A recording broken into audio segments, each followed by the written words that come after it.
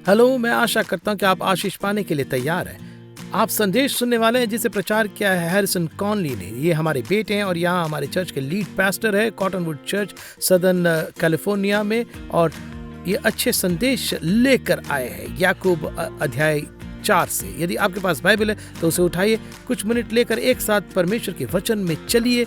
ऐसा करके आप बहुत खुश होंगे। हाय, मैं बेलस कॉनली हूँ।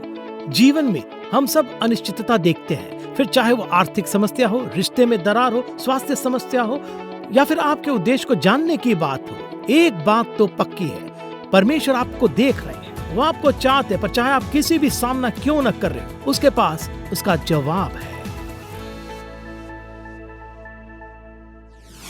तो यदि आपकी बाइबल है तो देखिए याकूब अध्याय 4।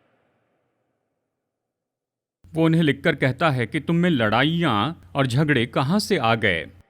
क्या उन सुख विलासों से नहीं जो तुम्हारे अंगों में लड़ते भिड़ते हैं? तुम लालसा रखते हो और तुम्हें नहीं मिलता, इसलिए हत्या करते हो। तुम डहा करते और कुछ प्राप्त नहीं कर पाते तो झगड़ते और लड़ते हो। तुम्हें इसलिए नहीं मिलता कि मांगते नहीं, तुम मांगते और पाते नहीं इसलिए कि बुरी इच्छा से मांगते हो ताकि अपने भोग विलास में उड़ा दो।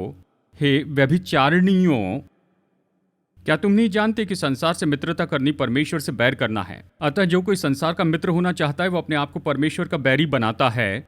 क्या तुम ये समझते हो कि पवित्र शास्त्र व्यर्थ कहता है, जिस आत्मा को उसने हमारे भीतर बसाया है वो ऐसी लालसा करता है जिसका प्रतिफल डाह हो। मुझे अगली लाइन बहुत पसंद है, वो तो और भी अनुग्रह देता है।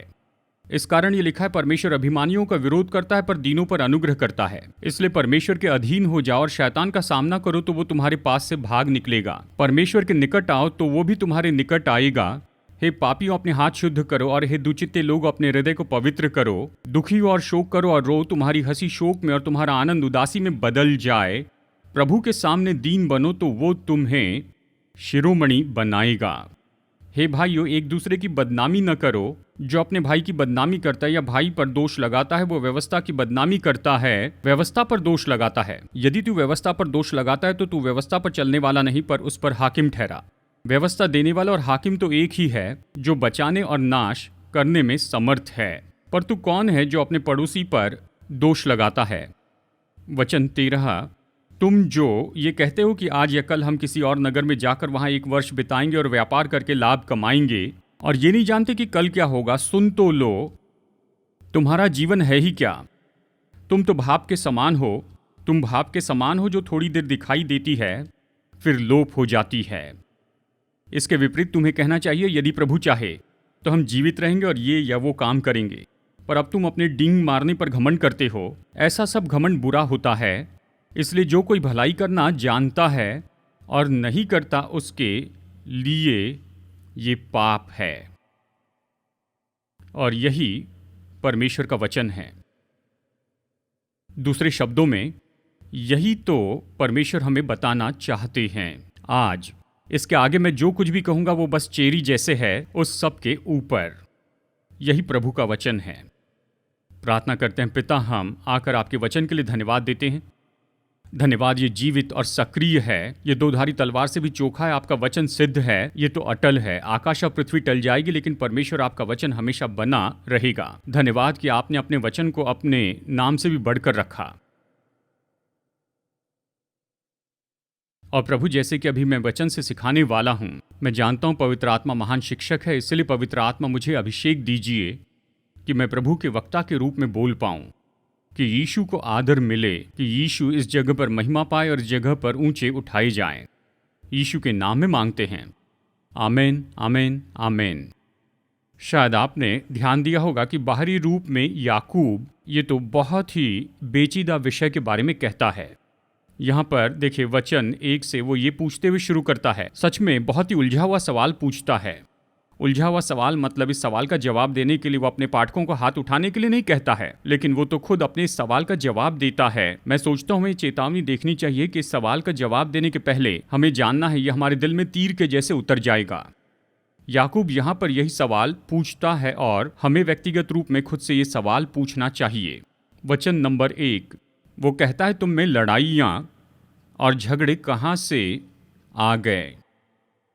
अब इस सवाल पर गौर करते हुए अगर आप मेरे जैसे हैं, इसे पहली नज़र में देखते हुए आप कहेंगे कि सुनो याकूब, शायद हो सकता है कि तुम ये सवाल कुछ गलत तरीके से पूछ रहे हो। यानी शायद ये नहीं कि तुम्हारे अंदर लड़ाई और झगड़ा कहाँ से आए। याकूब, शायद ये सवाल होना चाहिए कि कौन है जो तुम में लड़ाई और झगड़ा ला रहा है। अगर कौन है पूछे तो जवाब पता है, हाँ, वो मेरे जीवन साथी हैं,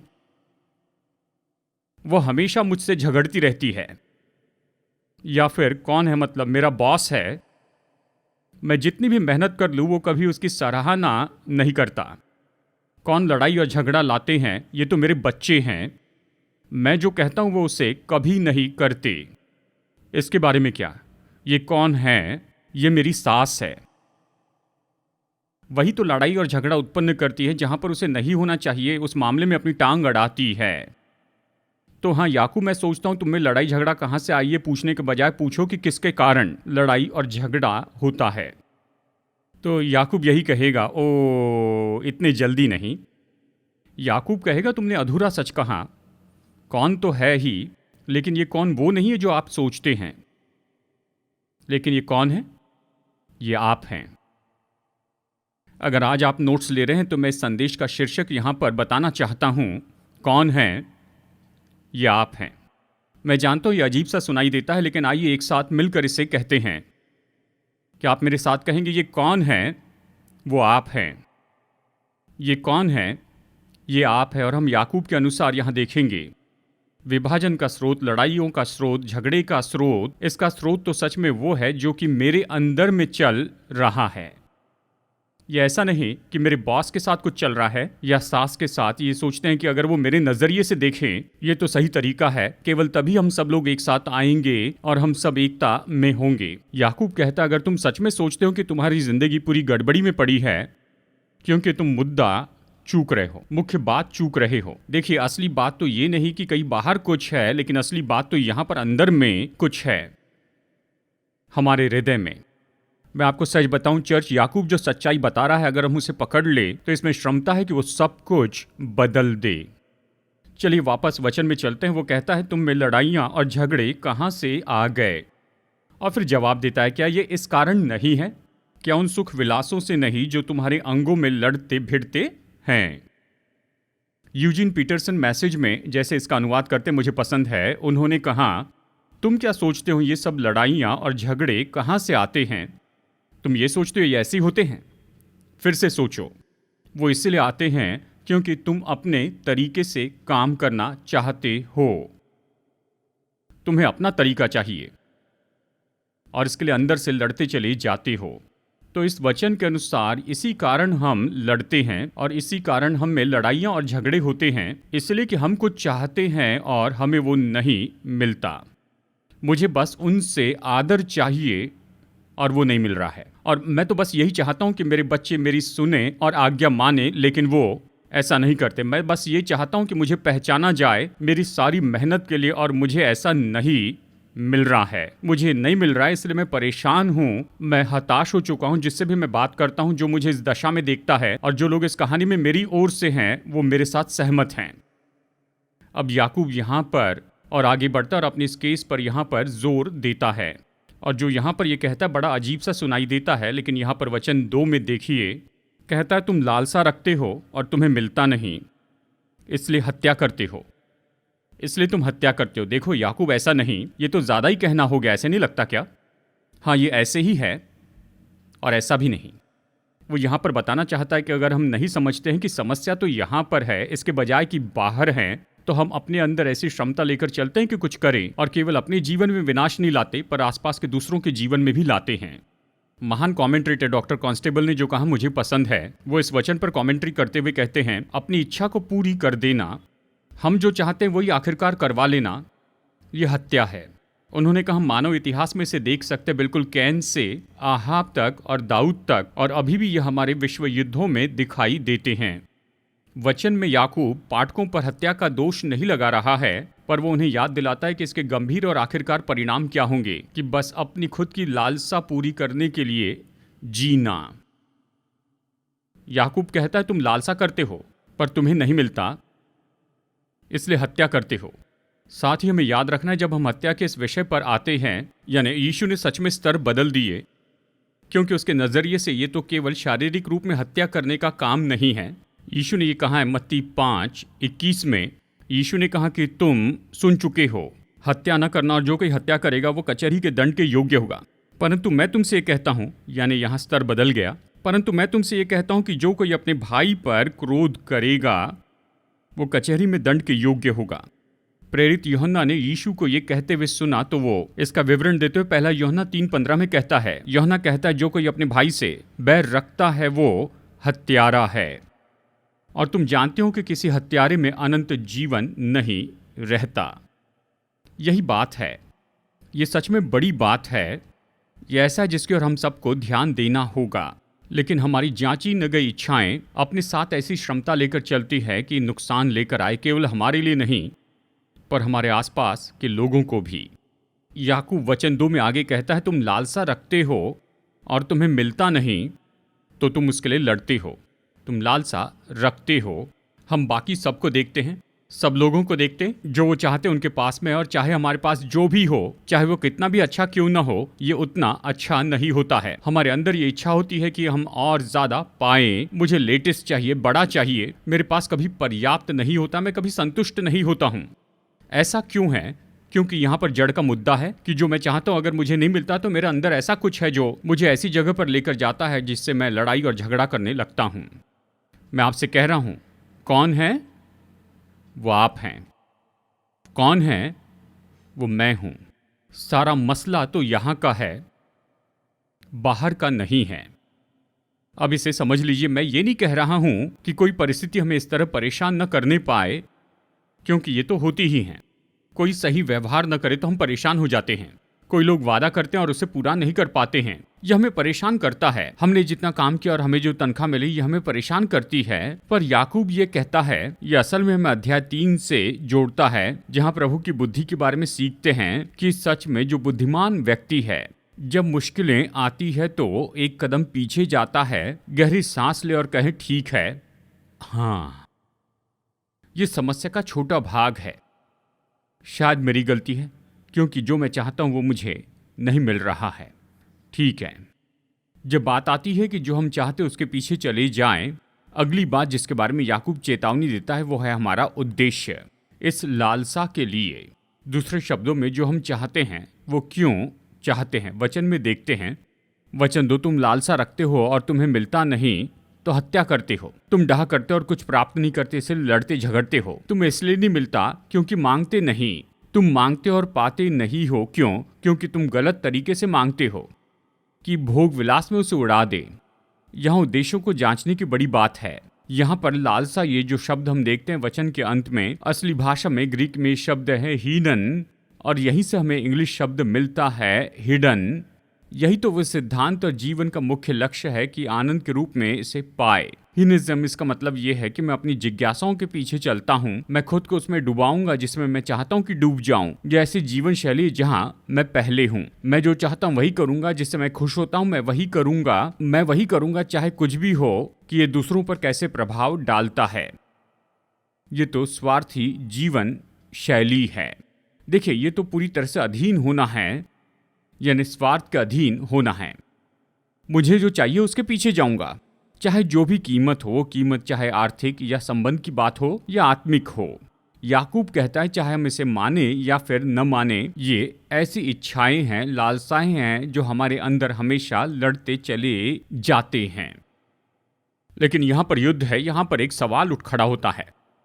जब मैं छोटा था मेरी माँ कहती थी, हैरिसन, लड़ने के लिए 2 लोग लगते हैं, झगड़ने के लिए 2 लोग चाहिए। तो देखिए, युद्ध में यहाँ पर एक तरफ तो होते हैं ये जिज्ञासाएं, मांग और इच्छाएं, तो फिर ये किससे युद्ध करते हैं? याकूब ये हमें बहुत ही स्पष्ट रूप में बताता है। वो कहता है यह लालसाएं और अभिलाषाएं परमेश्वर के विरुद्ध में हैं और हमारे जीवन के उसके ढांचे के विरुद्ध में। सच में ये युद्ध जो हमारे अंदर में छिड़ा है, ये तो अधीनता का युद्ध है। क्या मैं खुद के अधीन हो जाऊंगा कि मैं क्या चाहता हूं, मेरी इच्छाएं, मेरी जिज्ञासाएं, या मैं परमेश्वर के अधीन हो जाऊंगा उसके वचन और जीवन जीने की शैली के लिए? और याकूब कहता है, तुम इसलिए परेशान हो क्योंकि जो तुम चाहते हो तुम्हें नहीं मिलता, क्योंकि तुम गलत चीज की अधीनता में हो। और हम में से ज्यादातर लोग अगर आज हम सही कहे तो मैं बताऊं, चर्च में ईमानदार होना तो सच में अच्छी पॉलिसी है। अगर हम सच कहें तो हम में से बहुत से लोग इसके बारे में दोषी हैं। ठीक है, कितने जल्दी से हम अपने मुंह से सत्य बोलते हैं कि हम परमेश्वर की कामना करते हैं, लेकिन हमारी क्रियाएं अलग ही कहानी बताती हैं और हम परमेश्वर के बजाय संसार की अभिलाषाओं के पीछे भागते हैं। जब हम ऐसा करते हैं तो याकूब ये कहता है, वचन 4, हे व्यभिचारी लोगो, ये पूरा विवरण देता है। देखिए, याकूब यहां बहुत ही कठोरता से कह रहा है। याकूब हमें बता रहा है कि पाप हमारे जीवन में और हम इससे खिलवाड़ नहीं कर सकते हैं। वो आगे कहता है, क्या तुम जानते हो संसार का मित्र होना तो परमेश्वर से बैर रखना है। अतः जो कोई संसार का मित्र होना चाहता है वो अपने आप को परमेश्वर का बैरी बनाता है। देखिए, पहला नियम है हार्मेनेटिक्स का कि वचन का अर्थ बताए, कि वचन वचन को प्रकट करता है। यूहन्ना 1, 3, 7 और 8 में कहता है, परमेश्वर ने जगत से प्रेम रखा। कॉस्मोस, सृष्टि, वो संसार के लोगों से प्रेम रखते हैं। तो निश्चय ये पहली दो परिभाषा होनी चाहिए। अगर पहली दो परिभाषा नहीं है तो ये तीसरी होनी चाहिए। और तीसरी परिभाषा जो नए नियम के लेखक उपयोग करते हैं इस संसार के लिए, पहले तो ये ऐसा आत्मिक क्षेत्र है जो कि परमेश्वर के विरुद्ध में है और ये उसके राज्य के विरुद्ध में बलवा करता है। तो याकूब यही कह रहा है, इसके पीछे न जाए, उससे मित्रता न करें और समानता पर न आए उस सिस्टम के साथ जिसे संसार कहते हैं, जो परमेश्वर और उसके राज्य के विरुद्ध में है और ये केवल शरीर और मन के पीछे चलने के लिए उकसाता है। यीशु ने इस तरह से कहा, तुम इस संसार में हो पर इस संसार के नहीं हो। यीशु कह रहे हैं, ठीक है, तुम कुछ समय के लिए यहाँ पर इस संसार में हो, शारीरिक और भौतिक क्षेत्र में। तुम यहाँ पर खड़े हो इस ग्रह पर जिसे पृथ्वी कहते हैं। तुम इस संसार के नहीं हो, लेकिन तुम्हारी शुरुआत तो अलग है। अगर आप मसीह पर विश्वास करते हैं कि वो हमारा उद्धारक है, वचन बताता है कि हमारा स्वभाव बदल जाता है, हम नई सृष्टि बन जाते हैं। मसीह यीशु में पुराना चला गया और सब कुछ बिल्कुल नया हो गया, हमारी शुरुआत अलग होती है। देखिए याकूब क्या कहता है, वचन 5, क्या तुम समझते हो कि पवित्र शास्त्र व्यर्थ कहता है, जिस आत्मा को उसने हमारे भीतर बसाया है, क्या वो ऐसी लालसा करता है जिसका प्रतिफल डाह होता है। वो इस सच्चाई को बताता है कि अब आप और मैं परमेश्वर के हैं, कि परमेश्वर ने हमें इस संसार की सामर्थ्य और सिस्टम से छुड़ाया है और उसने हमें ये नई शुरुआत दी, उसने हमें नई पहचान दी। हमारी नागरिकता किसी एक देश की नहीं है, हमारी नागरिकता तो स्वर्ग की है। बाइबल कहती है उसने हमारे पत्थर के हृदय को निकालकर हमें उसने नया हृदय दिया है, मांस का हृदय। उसने हमें अपनी पवित्र आत्मा दी, उसकी मोहर लगाई है और उसके कारण ही अब हम अपने नहीं रहे हैं। बाइबल कहती वो अपने लोगों के बारे में जलन रखते हैं। इससे विवाह के संबंध में जरा सोचिए, दो एक होते हैं। अब मैं अपनी पत्नी का हूं और मेरी पत्नी मेरी है। यदि मैं अपने विवाह से बाहर कदम रखता हूं और किसी वस्तु या किसी व्यक्ति की लालसा रखता हूं, तो वो मुझे क्या बनाता है? एक व्यभिचारी। मुझे लगता है ये शब्द मैंने पहले भी सुना है। याकूब वचन 4 में कहता है, हे तुम व्यभिचारी लोगो। वो ये क्यों कह रहा है? क्योंकि वो यही तस्वीर बताना चाहता है कि जब हमने उद्धार पाया हम मसीह की दुल्हन बन गए। नया नियम सच में हमें यही तस्वीर देता है, मसीह की दुल्हन हो जाते हैं। और जब हम इस संसार की वस्तुओं के पीछे भागते हैं तो ये आत्मिक रीति से हमें उसी क्षेत्र में रखता है जिसे व्यभिचारी कहते हैं। लेकिन इस केस में हम यीशु को धोखा देते हैं। मैं बताऊं, वो अपनी दुल्हन के लिए जलन रखते हैं, लेकिन जब हम संसार की वस्तुओं के पीछे भागते हैं तो मानो हम यीशु से कहते हैं कि यीशु आप मेरे लिए काफ़ी नहीं हैं। तो ये संसार जो देना चाहता है मैं उसके पीछे जाऊंगा, चाहे वो पैसा हो या शोहरत, ज़्यादा ऐशो आराम या सम्मान, आप जो चाहे उसको यहाँ पर रख सकते हैं। और हम जानते हैं ये गलत है। हम जानते हैं इससे परमेश्वर का दिल शोकित होता है। और इसके कारण कई बार मैं सोचता हूँ जब हम अपने आपे में आते हैं, पश्चाताप करने में बहुत धीमे होते हैं और परमेश्वर के पास वापस आने में धीमे होते हैं। हमारे हृदय में हम उड़ाव पुत्र के जैसे हो जाते हैं, जैसे लूका 15 में आया है, जो अपनी क्रियाओं के बारे में शर्मिंदा हुआ था। वो नहीं जानता था उसका पिता कैसे प्रत्युत्तर देगा, इसलिए अपने घर में जाने के लिए उसने बहुत देरी की। मैं आपके बारे में नहीं कह सकता, पर अपने लिए कहूँगा, मैं वहाँ पर था, मैं उसे अच्छे से जानता हूँ। और इसलिए मुझे अगला वचन पसंद है, याकूब 4 वचन 6। वो परमेश्वर के बारे में कहता है, वो तो और भी अनुग्रह देता है। क्या कोई है जो परमेश्वर का अनुग्रह पाना चाहता है?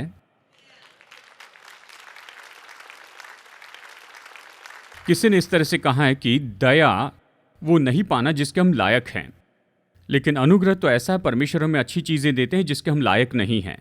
उसकी क्षमा, आशीष, परिपूर्णता, सही रूप में खड़े होना। मुझे पसंद है जैसे पास्टर जैक हैफर्ड ने प्रभु के अनुग्रह के बारे में कहा। पास्टर जैक मेरे एक हीरो हैं। उन्होंने कहा अनुग्रह तो परमेश्वर की ऐसी कृपा है जिसके हम लायक नहीं, जो हमें हमारी ज़रूरत के समय दिया गया यीशु मसीह में। ये उसकी कृपा है जिसके हम लायक नहीं, जो हमारी ज़रूरत के समय दिया गया यीशु में।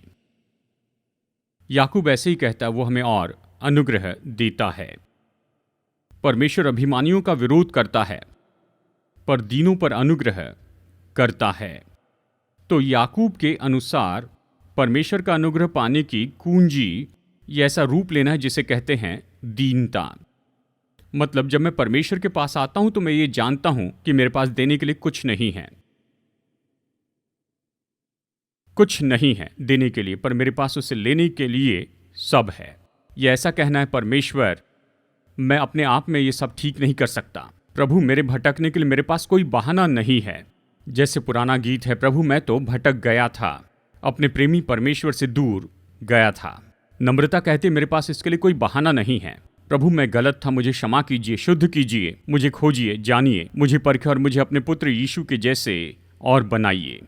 याकूब कहता अगर हम पिता के पास इस तरह से आएंगे नम्रता में तो परमेश्वर हमारे ऊपर अनुग्रह उंडेलेंगे। दूसरी ओर कहते हैं अगर तुम घमंडी हो या सोचते मैं अच्छे से जानता हूं, मैं जानता हूं मुझे क्या करना चाहिए, और अगर अपने ही मार्ग पर चले जाते हैं, याकूब कहता परमेश्वर ऐसों का विरोध करते हैं, अभिमानियों का विरोध करते हैं। इसके बारे में सोचिए, यह अद्भुत वचन है। अगर परमेश्वर आपकी ओर से है तो आपका कोई विरोध नहीं कर सकता। अगर ये सच है तो इसका उल्टा भी सच है कि प्रभु अगर आपका विरोध करे तो आपकी ओर से कोई नहीं है, और परमेश्वर अभिमानियों का विरोध करते हैं। वचन 7 देखिए, याकूब यहां पर कुंजी देता है, कहता है परमेश्वर के अधीन हो जाओ और शैतान का सामना करो तो वो भागेगा, परमेश्वर के निकट आओ तो वो भी तुम्हारे निकट आएगा। हे पापियों अपने हाथ शुद्ध करो, हे दुचित्ते लोगों अपने हृदय को पवित्र करो, दुखी हो और रो, तुम्हारी हंसी शोक में और तुम्हारा आनंद उदासी में बदल जाए। प्रभु के सामने दीन बनो तो वो तुम्हें शिरोमणि बनाएगा, वो उठाएगा। परमेश्वर के निकट आओ तो वो भी तुम्हारे निकट आएगा। हाँ ठीक है, मैं कैसे निकट आ सकता हूं? अगर आप पाप में हैं तो नम्र होकर पश्चाताप के द्वारा निकट आएं। पहला यूहन्ना 1:9 यदि हम अपने पापों को मान ले तो वह हमारे पापों को क्षमा करने और सब अधर्म से शुद्ध करने में विश्वास योग्य और धर्मी है। नम्र होकर पश्चाताप करे और उसे धन्यवाद दे यीशु के लिए, धन्यवाद दे उस लहू के लिए जो हमारे बदले में बहाया गया। हम उसके वचन पढ़ने के द्वारा भी उसके निकट आ सकते हैं। वचन पढ़िए, आप सत्य पाएंगे। बाइबल कहती है तुम सत्य को जानोगे और सत्य तुम्हें स्वतंत्र करेगा। वचन में समय बिताइए, आप यीशु की उपस्थिति में आएंगे। क्यों? क्योंकि वो वचन है, वो वचन देहधारी हुआ। मैं लगभग 40 साल का हूं। मैंने बहुत कुछ सीखा है और भी बहुत कुछ सीखना बाकी है, पर मैं इसे निश्चित रूप में जानता हूं, पूरी स्पष्टता से इसे जानता हूं कि मैं इस जीवन में जो चाहता हूं, जो मेरी जरूरत या मनसा है, ये तो पाई जाती है केवल उसी की उपस्थिति की जगह में। चर्च हमें उसकी उपस्थिति के लोग होना चाहिए। हमारे पास ये प्रतिज्ञा है, परमेश्वर के निकट आओ तो वो हमारे निकट आएगा। जैसे वचन 11 और 12 देखते हैं, याकूब परमेश्वर के वचन की सामर्थ के बारे में बताता है। वो निश्चित करता है कि हम इस संबंध को जाने जो नम्रता और हमारे हृदय और हमारे मुंह से निकलने वाले शब्दों में होता है। कहता है भाइयों एक दूसरे की बदनामी न करो। जो अपने भाई की बदनामी करता है या भाई पर दोष लगाता है वो व्यवस्था की बदनामी करता है। यदि व्यवस्था पर दोष लगाता है तो तू व्यवस्था पर चलने वाला नहीं पर हाकिम ठहरा। व्यवस्था देने वाला और हाकिम तो एक ही है जो बचाने और नाश करने में समर्थ है, पर तू कौन है जो अपने पड़ोसी पर दोष लगाता है। याकूब यहाँ पर इसके पहले के वचनों के साथ में हमें जोड़ता है, अध्याय 3 में वापस ले जाता, हमें याद दिलाता है जीभ की सामर्थ के बारे में। हमने 2 हफ्ते पहले इसे देखा, पास्टर बेलेस ने जीभ की सामर्थ के बारे में बताया था। तो याकूब कहता है कि सुनो, जो मैंने कहा था उसे याद करो। क्या कहते हो इसके लिए सावधान रहो। सावधान रहो कि दूसरों के बारे में तुम क्या कहते हो, क्योंकि शब्दों में सामर्थ है कि किसी को उभारे या फिर उसे नाश कर दे। फिर शब्दों की सामर्थ के बारे में एक और बात जोड़ता है, हमारे हृदय में क्या है उसके साथ इसे जोड़ता है। मानो यीशु की बात को दोहरा रहा है। यीशु ने कहा कि जो मन में भरा होता है वही मुंह से निकलता है। याकूब कहता है कि सुनो, तुम्हें ज्यादा परवाह करनी चाहिए कि जांचे कि तुम्हारे अपने हृदय में क्या चल रहा है, इसके बजाय कि तुम घमंड में आकर दूसरे लोगों के ऊपर दोष लगाओ। वो कहता है तुम्हें ये करना होगा क्योंकि एक ही सच्चा न्यायी है, वो सर्वशक्तिमान परमेश्वर। जिस तरह तुम दूसरों पर दोष लगाते हो तो वो तुम पर दोष लगाएगा। उसमें सामर्थ्य कि बचाए या नाश कर दे। और फिर याकूब यहाँ पर आखिरी में एक बात कहता है नम्रता के बारे में इस अध्याय में, और यहीं पर हम संदेश खत्म करेंगे। वचन 13 याकूब कहता है, तुम जो कहते हो आज या कल हम किसी नगर में जाकर वहां 1 वर्ष बिताएंगे और व्यापार करके लाभ कमाएंगे, और ये नहीं जानते कि कल क्या होगा। मुझे सवाल पसंद है, तुम्हारा जीवन है ही क्या? तुम तो भाप के समान हो, भाप जो थोड़ी देर दिखाई देती है और फिर लोप हो जाती है। इसके विपरीत तुम्हें कहना चाहिए, यदि प्रभु चाहे तो हम जीवित रहेंगे और ये और वो काम करेंगे। पर तुम अपने डींग मारने पर घमंड करते हो। ऐसा सब घमंड बुरा होता है, इसलिए जो कोई भला करना जानता और नहीं करता उसके लिए ये पाप है। तो याकूब अंतिम शब्दों के साथ यहां पर हमें चेतावनी देता है, हमारे जीवन पर परमेश्वर की महानता को जाने बिना अपनी खुद की योजना बनाने में क्या खतरा होता है। देखिए, अक्सर हम अपने घमंड में हम अनंत काल के बारे में नहीं सोचते हैं, आने वाले जीवन के बारे में नहीं सोचते हैं।